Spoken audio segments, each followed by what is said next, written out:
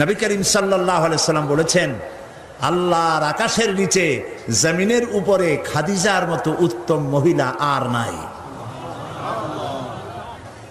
হযরত আয়েশা বলেন, নবীজি একদিন এক রাতে আমার কাছে ঘুমানো ছিলেন।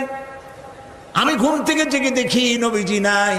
মনে মনে চিন্তা করলাম কোথায় গেলেন, বোধহয় অন্য কোনো স্ত্রীর ঘরে গেছেন। আমি চুপিসারে খোঁজ নিতে লাগলাম, কোনো ঘরে খবর পেলাম না। পরে দেখতে পেলাম রিয়াদুল জান্নার ভিতরে বসে নবীজি দুই হাত উঁচু করে কি যেন বলেন আর কান্দেন। আমি পিছনে গিয়ে হাত তুললাম, শুনতে পেলাম নবীজি মুনাজাত করতে করতে এক পর্যায়ে গিয়ে বলছেন, রব্বুল আলামিন, কিয়ামতের ময়দানে যেদিন বাপ তার সন্তান হারায় ফেলবে, মা তার সন্তান হারিয়ে ফেলবে, সন্তান মায়ের চিনবে না, ওই দিন ওই কঠিন হাসরের ময়দানে আমি যেন আমার খাদিজারে